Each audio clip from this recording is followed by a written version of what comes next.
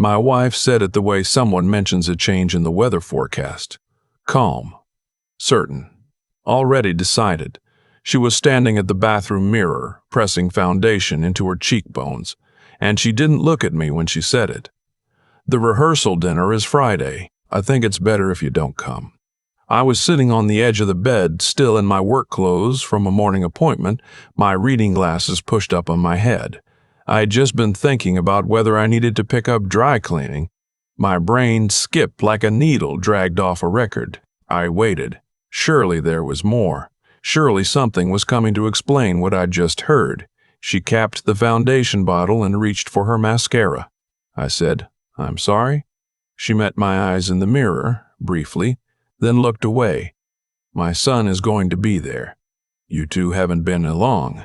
I don't want anything to overshadow the evening for my daughter." I let that sit in the room for a moment. 63 years old, 41 years working in structural engineering, 3 grandchildren from my first marriage who call me every Sunday. I am not a man who loses his composure easily, but I felt something hollow open in my chest, and I sat there quietly while it widened. "My daughter-in-law," I said carefully, "the one whose wedding I've been helping to pay for." My wife set down the mascara. "Don't start," she said. "I'm not starting anything. I just want to be clear about which rehearsal dinner we're discussing." She turned from the mirror and folded her arms. "He gets nervous around you. You have a way of asking questions that makes people feel interrogated." "I ask questions," I said, "because I spent 40 years making sure buildings didn't fall down. It's how I'm built." She didn't smile. "This isn't about your career. This is about my family, and I'm asking you to give them one evening without tension." I looked at her for a long time. She looked back at me with that particular expression I had come to recognize over our 11 years of marriage.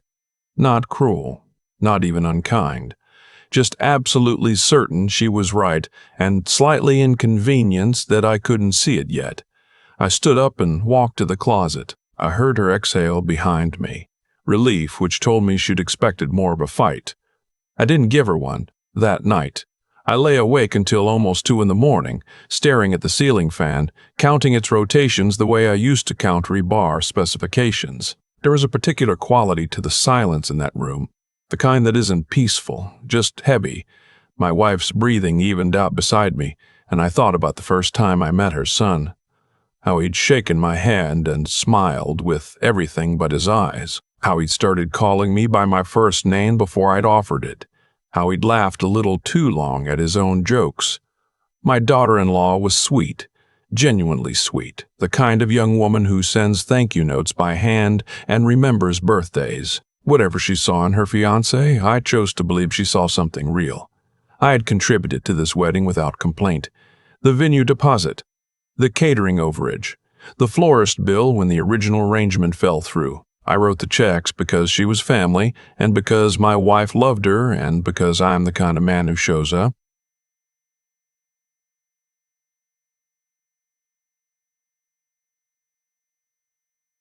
Thor thought I was. I got up at 6, made coffee, and sat at the kitchen table with my laptop open. Not working, just thinking through glass. Outside, the neighborhood was still gray and quiet. A sprinkler system clicked on somewhere. A dog barked once and went silent. My phone buzzed. I picked it up, expecting a news alert. It was a notification from my credit monitoring service, the kind I'd set up years ago and rarely checked because everything in my financial life was deliberate, documented and orderly. New credit inquiry detected. Lender, Caldwell Business Capital. Date, yesterday. I frowned. I hadn't applied for anything, not in 2 years. I opened the full alert. The inquiry was listed under my Social Security number. My name spelled correctly. My date of birth accurate. I set the coffee cup down carefully and read it again. I am not a man who panics. I am a man who gathers information. I spent the next 20 minutes pulling up every account I could access, checking balances, reviewing recent activity, scanning for anything that didn't belong. Everything looked normal on the surface. No missing funds, no open accounts I didn't recognize, but the inquiry was real. I called the credit bureau at 8 the moment their line opened. The representative was efficient, reading from a script designed to calm people like me. The inquiry appeared legitimate on their end. It had been initiated with a combination of my personal information and a document they described only as identification verification. "What kind of identification?" I asked.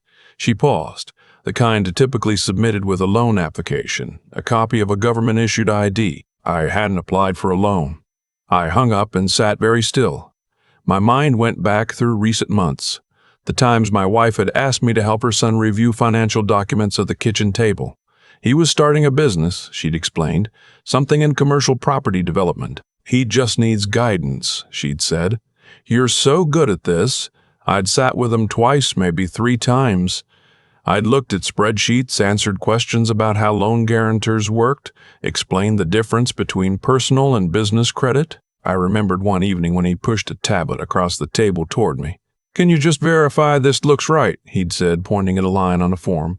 I'd glanced at it, said yes, it looked right, moved on. I opened my laptop and searched for Caldwell Business Capital, a real company, mid-size commercial lender, specialized in bridge loans and development financing.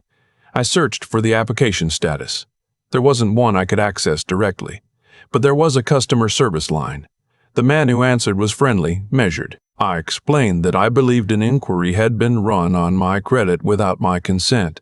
He asked for my name and the last 4 digits of my sociule. There was a pause while he typed, then a longer pause. "Sir," he said, "are you calling about the joint application?" "Joint," I said. "Yes, the application lists you as a cosigner. It was submitted 4 days ago. The primary applicant is listed as your son-in-law." I kept my voice completely level. "Can you tell me the loan amount?" He hesitated. "I understand this may be sensitive. The application is for $240,000. I thanked him, told him I would need to dispute my involvement, and asked him to place a hold on all processing. He said he would flag the account and that I should expect a follow-up call from their compliance team. I closed the laptop. Outside, the sprinkler system had moved to the far side of the yard. The dog was quiet. Everything looked exactly the same as it had 20 minutes ago, which struck me as almost funny. I showered. I dressed. I did not wake my wife. I called my attorney at 8:45. We'd worked together for 15 years, mostly estate planning and a property dispute back in 2019. He picked up on the second ring. When I finished explaining, there was a silence on his end that told me he understood the weight of it. "Get everything documented before you say a word to anyone in the family," he said. "Screenshots, call logs, the monitoring alert, everything. Don't freeze your credit yet. Give me 24 hours to make a few calls." I did exactly that. My wife came downstairs at 9:30. She poured herself coffee and smiled at me. The soft, slightly guilty smile of a woman who knew she'd said something hurtful the night before, but wasn't quite ready to address it. "Good morning. Sleep okay?" "Fine," I said. She nodded and looked at her phone. I watched her for a moment. 11 years. We'd built something real, I thought, or I had. I'd watched her raise her children the way you watch someone carry something heavy. I'd respected the weight of it. I'd tried never to compete with a history I hadn't been part of. What I hadn't considered, apparently, was that being careful with someone's feelings doesn't prevent them from being careless with yours. I spent that day moving quietly. I called Caldwell Business Capital again, this time asking for their fraud and compliance department. The woman I spoke to was precise, almost clinical. She confirmed that the application had been submitted with a copy of what appeared to be my driver's license, a signed authorization form, and a credit release document bearing my signature. I hadn't signed any of those things. I told her that clearly and calmly. She told me she would begin an internal review and asked me to submit a formal dispute with supporting documentation, which I did that same afternoon from my attorney's office. My attorney also ran a search on my son-in-law's business entity. 3 months old, no revenue. One asset listed, a commercial property option agreement that wouldn't close without financing. The loan from Caldwell was the financing. He needed my credit to make it work, my attorney said. Yours is clean, established, decades of history. His is thin at best, problematic at worst. I nodded. He needed to keep me away from the table Friday night, not because I make people nervous, I said. My attorney looked at me over his glasses. Because you ask questions. I drove home that evening in the kind of quiet that isn't emptiness. It was something more organized than that. I'd worked enough high-stakes projects in my life to know the difference between fear and clarity. What I felt driving through the familiar streets of my neighborhood was not fear. My wife was in the living room when I came in. The television was on, a cooking show with the sound low. She looked up, and I saw something in her expression I hadn't seen before. A watchfulness. Like she was waiting to find out what I knew. "How was your day?" she asked. "Productive," I said. She nodded and looked back at the screen. I went into the study, closed the door, and organized the folder I'd started on my laptop. I named it simply what I always named important files. The date and a brief description. Clear. Findable. Mine. Thursday passed like a held breath. My wife moved around the house with a kind of performance of normalcy, mentioning the rehearsal dinner twice in ways that weren't invitations. "The reservation is at 7. My daughter is so excited." I nodded both times. I did not tell her I wasn't going anymore. That night, my phone lit up with a message from a number I didn't recognize. Just 4 words. "Don't cause a scene." I stared at it for a long time. Then I screenshot it, added it to the folder, and set my phone face down on the nightstand. My wife was already asleep. Her breathing was even and undisturbed. I lay there in the dark and thought about the drive up to Maine we'd taken our second year together. How she'd laughed when we got lost outside Augusta and ended up eating lobster rolls from a roadside stand in the rain. How she'd held my hand across the gear shift without thinking about it. How easy it had felt to love her then. I thought about how easy it is to be generous with people you trust completely. I got up at 5:30 on Friday. I made coffee and sat with the folder open on the kitchen table. I printed the most important pages. Bank inquiry, credit dispute confirmation, the loan application summary my attorney had obtained through proper channels. The message from the unknown number printed with the timestamp. I placed them in order in a manila envelope. I sealed it. I wrote nothing on the outside. My wife came down at 8. She was dressed for the salon, her coat already buttoned. She looked at me at the table with the envelope in front of me, and her expression shifted just slightly. "What's that?" "Paperwork," I said. She nodded too quickly. "I'm getting my hair done. For tonight." She paused at the door. "You're not going to make this difficult, are you?" I looked at her steadily. "Have I ever made anything difficult?" She left without answering. My attorney called at 10. The compliance team at Caldwell had confirmed the dispute. They'd also made a referral. The kind that doesn't stay internal. The Federal Trade Commission, he said, takes unauthorized credit applications seriously, particularly when the identifying documents were forged. "Forged," I said. "The signature on the authorization form," he said. "Their document examiner has already flagged it. It doesn't match your known signature samples on file from your original credit history." I let that sit. "There may also be a referral to the state attorney's office," he added. "Wire fraud is a possibility depending on what the full review shows." "I understand," I said. "You don't have to go tonight," he told me. "I know," I said, "but my name is on a document I never signed, in a room I was told not to enter. I think I'll go." He was quiet for a moment. "Don't touch anything. Don't raise your voice. Let the envelope do the talking." I arrived at the restaurant at 7:15. It was a kind of place that uses cloth napkins and keeps the lighting warm and low, the kind that makes everyone look a little better than they are. I could see through the front window that the party was already seated. 2 long tables pushed together, candles, flowers, faces I recognized and some I didn't. My wife was at the far end, turned toward my daughter. She hadn't seen me yet. My son-in-law was at the center of the table, leaning back in his chair, holding a glass with the ease of a man who believes the evening is under control. I pushed open the door. The host looked up, and I said I was with the party at the back. He checked a list, frowned slightly, but something in my bearing apparently didn't invite a challenge. He showed me in. I walked the length of the room slowly. Conversations reached me in fragments. Laughter, someone telling a story about the venue for the ceremony, a woman comparing centerpiece arrangements. My wife saw me first. Her face went white in the warm candlelight. My son-in-law turned a half-second later. The ease left his posture the way air leaves a punctured tire. Gradual, then total. My daughter stood up from her chair with a smile that was genuinely happy to see me. "Dad, you came." I kissed her cheek. I said I wouldn't miss it for anything. I pulled out the empty chair at the end of the table, the one that had not been set with silverware. I sat down anyway. A waiter appeared. I asked for water. He set a place for me without being asked. My wife leaned forward from her seat. Her voice was low and careful. "What are you doing?" I unfolded my napkin across my lap. "Attending the rehearsal dinner for my daughter's wedding." Her eyes moved to the envelope I placed on the table beside my water glass. "What is that?" "Documentation," I said. The same word I'd used that morning, because it was accurate, and because I was not going to pretend otherwise. My son-in-law set down his glass. His voice was controlled, practiced. He'd had time to prepare for something, just not for this. This isn't the time or place. I looked at him directly. "I agree, but 4 days ago, someone submitted a loan application for $240,000 to Caldwell Business Capital using my name, my social security number, and a forged copy of my signature.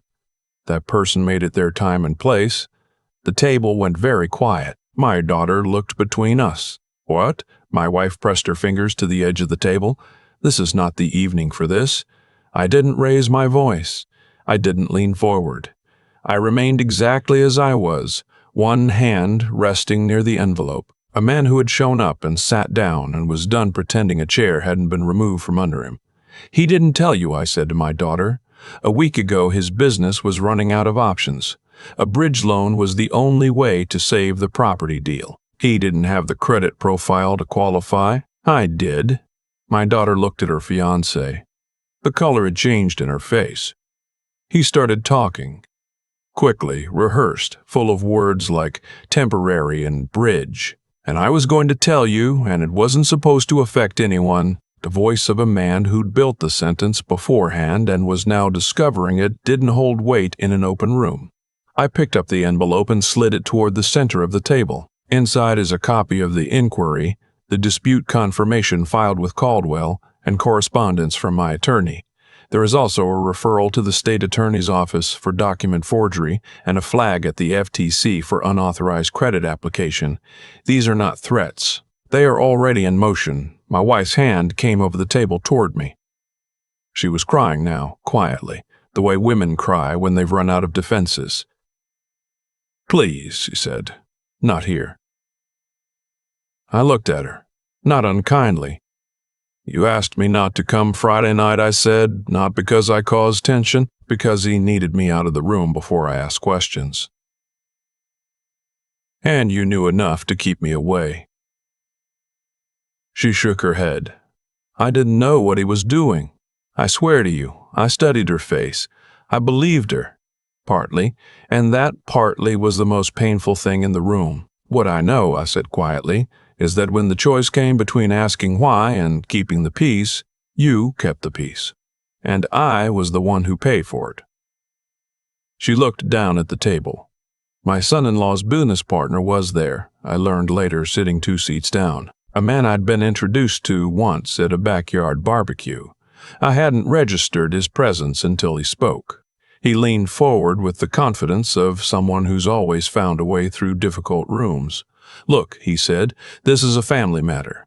It doesn't need to go any further than this table." I turned to look at him. He was younger than me by 20 years, better dressed. He had the smooth assurance of someone accustomed to solving problems by renegotiating them. "It went further than this table the moment my signature appeared on a document I never signed," I said. "That's not a family matter. That's a federal one." His jaw tightened. My daughter was still looking at her fiancé. She hadn't touched her water.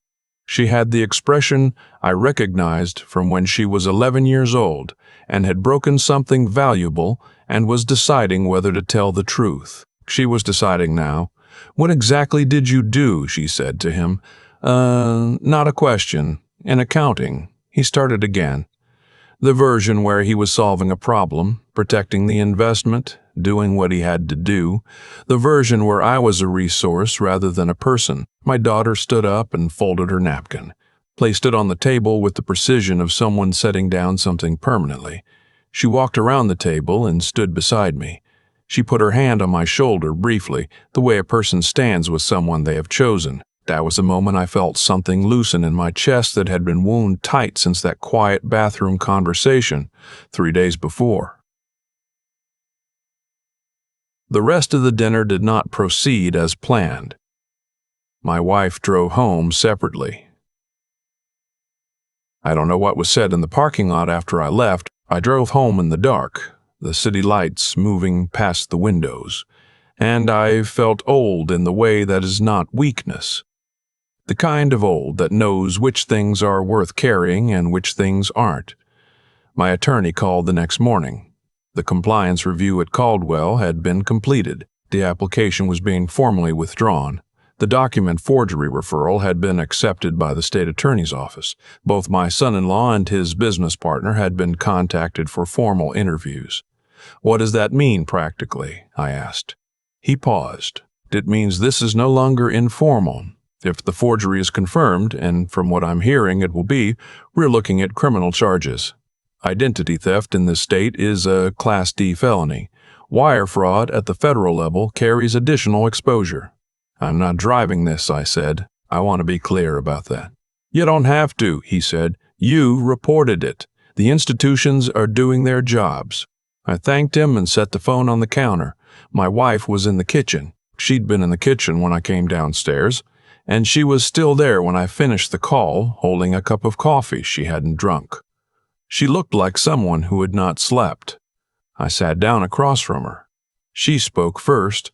I didn't know about the loan application. I want you to believe me. I'm working on that, I said honestly.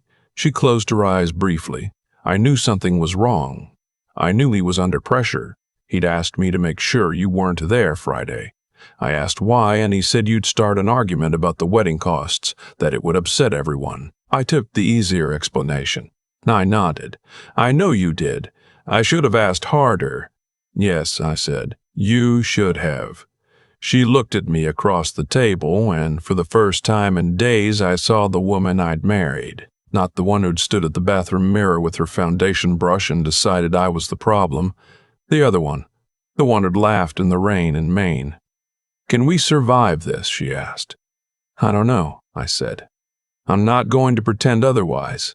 She nodded slowly. That's fair. We sat together in the quiet kitchen while the coffee went cold and the morning light moved across the floor. I didn't hold her hand. I didn't pull away either. That's where we were, somewhere between the two. 3 weeks later, my son-in-law was formally charged with identity fraud and forgery. His business partner was charged separately on wire fraud related to the loan application. The charges were public record. I didn't feel satisfaction when I read the filing. I felt something closer to completion, the feeling I used to get at the end of a major project when the last inspection was signed off and the structure stood the way it was designed to stand. My daughter called me the night the charges were filed. She'd ended the engagement 2 weeks prior. Not, she told me, only because of what he did. Because of how he talked about it afterward. How he'd called it a small thing, a technicality. How he'd said I was overreacting for a man my age. She came to stay with me for a long weekend. We sat on the back porch the first evening and ate takeout from the Thai place she'd loved since high school. She didn't ask me about my wife. I didn't ask her what came next for her. Some things don't need words to be understood. My wife and I are still in the house. We're working through it the slow and imperfect way that people work through things when they've built 11 years together and don't know yet what those years are worth. There are good mornings and harder ones. There are conversations that go somewhere, and conversations that stop before they should. I don't know how it ends. I've stopped pretending I do. What I know is this. 63 years on this earth has taught me that the quietest moments are often the most consequential. Not the raised voices, not the confrontations, not the scenes people warn you against making. The moment you watch someone pick up the easier explanation instead of the true one. The moment you realize you've been positioned instead of included. The moment you understand that the table you've been helping to build was never fully yours. I spent 40 years in structural engineering because I believe that the things we build should hold weight, that the invisible work underneath, the framework, the foundation, the parts no one ever sees, are the parts that matter most. A marriage is no different, and the man who signs his name to something should know exactly what he's signing. If this story found you, there's a reason. Share a comment below. Tell me where you're watching from. Some of us have sat at tables where the seating arrangements told us more than any words could, and some of us have had to walk away from those tables entirely, not out of anger, but out of self-respect. There are more stories like this one, stories about dignity and silence and the particular courage it takes to refuse to be made small. If you'd like to hear them, stay close. We're just getting started.